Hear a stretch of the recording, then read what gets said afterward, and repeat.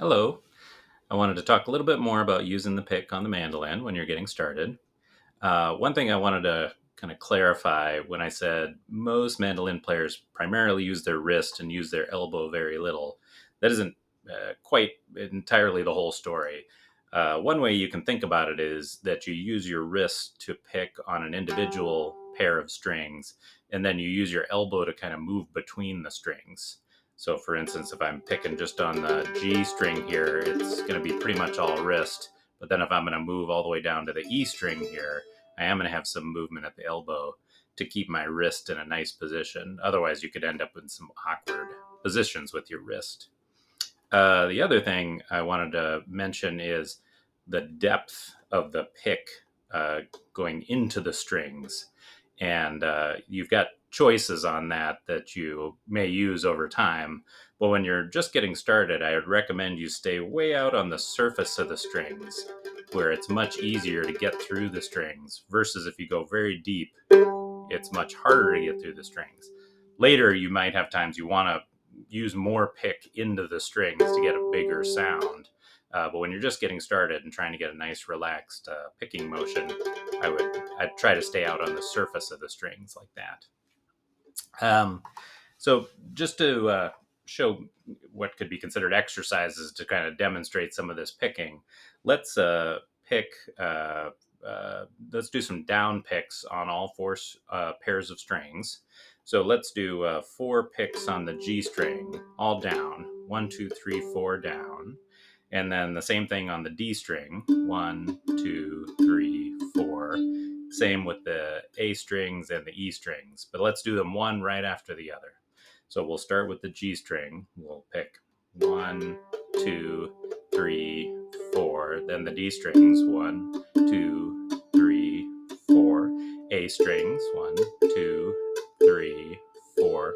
E strings. 1, 2, 3, 4. And now let's do the opposite, the up picks, the same thing, four times on each string. And you're going to find, most people find this is more difficult than the down picks, or more awkward. And this takes more practice to kind of feel like you can do this fluidly. But we'll start on the E string. 1, 2, 3, 4. A strings. 1, 2, 3, 4. D strings. 1, 2, 3, 4. Then the G strings. 1, 2, 3, 4. Now let's pick both directions. So let's do alternate down picking and up picking. And so we'll do it as if we're playing in 4/4 time, where there's four beats to a measure. Each beat is a quarter note.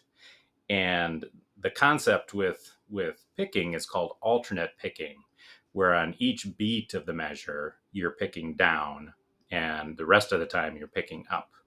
So to demonstrate that, so if we're in 4/4 time, and we often, if we break it up that way, we'll often say one and 2 and 3 and 4 and, where the 1, 2, 3, 4 are down, and the ands are all up picks. And this would represent eighth notes. So eighth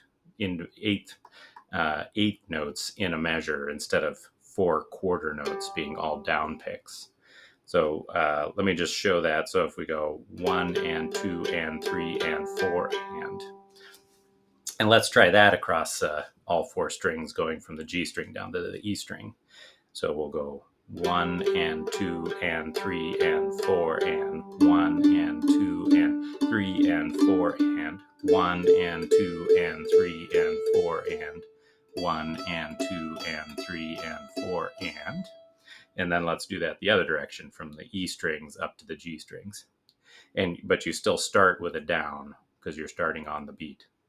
1 and 2 and 3 and 4 and 1 and 2 and 3 and 4 and 1 and 2 and 3 and 4 and 1 and 2 and 3 and 4 and.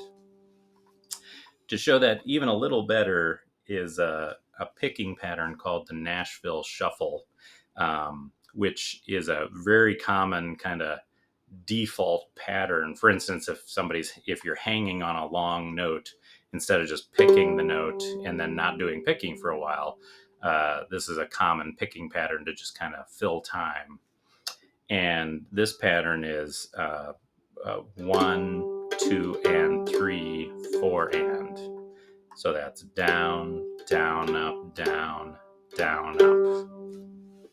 And let's try that on all four strings, going from G down to E.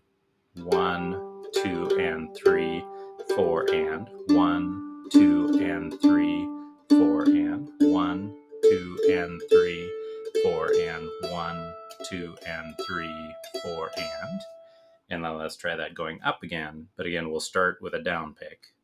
1, 2, and 3, 4, and 1, 2, and 3, 4, and 1, 2, and 3, 4, and 1, 2, and 3, 4, and. So where this is very useful, this alternate picking pattern where you're always doing a down pick on the beat, is in keeping time. So I've heard people say that your right hand just becomes a metronome. Basically, your right hand is just always going on the beat, and then you're deciding when you're going to pick and when you're not going to pick. And this is super helpful for keeping time and staying on time. And down picks usually have a natural accent to them. They're more we're able to kind of get more volume out of a down pick than an up pick naturally without a lot of practice. So that kind of fits with the beat and help keeping time and rhythm as you're playing along. So that's all I wanted to say about that. Let me know if you have any questions. Thanks.